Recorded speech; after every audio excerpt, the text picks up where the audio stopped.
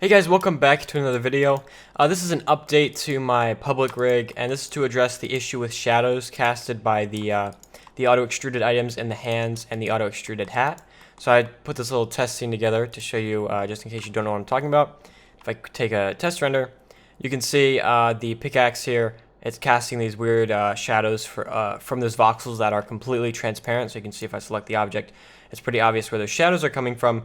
And obviously these are something we don't want. So the updated version, the download's in the description if you just want to do that. I want to actually show you how to do the update yourself, just in case you made changes to the rig and you don't have to redo everything going from the rig in the download.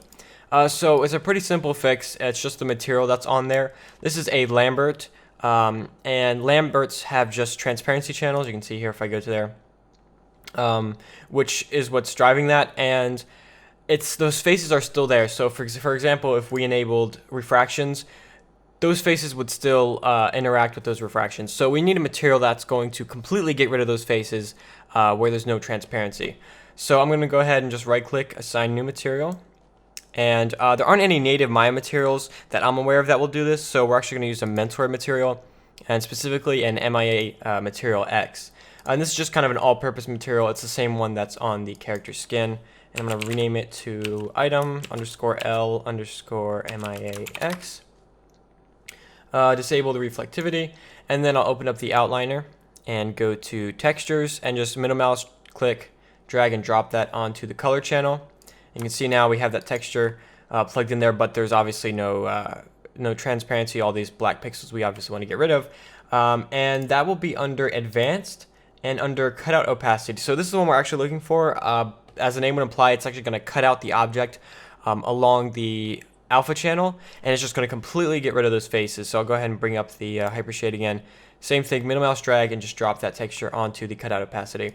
And you can see in the material preview here, it looks good, but the object itself in the viewport is still completely opaque, which is just the viewport just simply doesn't render cutout opacity.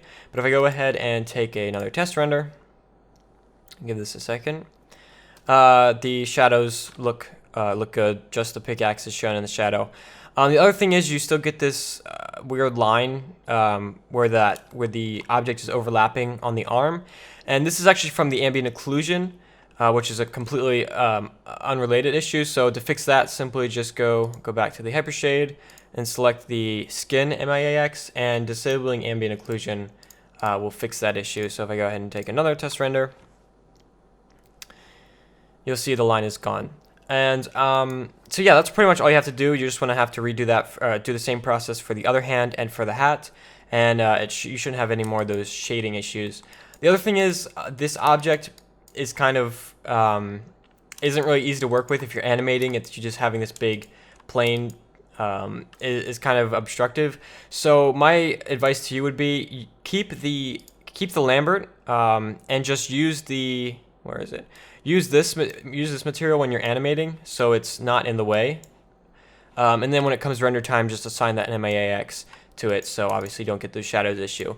The other thing is, this is something I noticed, and I meant to do this before I released this rig, is it's kind of annoying. It's actually kind of impossible to select the wrist controllers when these items are enabled, unless in the case that this chicken actually goes past this. But if this was covering up like the pickaxe does, that would be, you couldn't really select those hand controllers. So what I've done in my personal version of the rig, and what I'd suggest to you, is just select both these objects, right click on the skin material, or sorry, the skin layer, and assign selected objects. So now when you reference this with the rest of the skin, you can't select these anymore, and it's much easier to select the wrist controllers through there.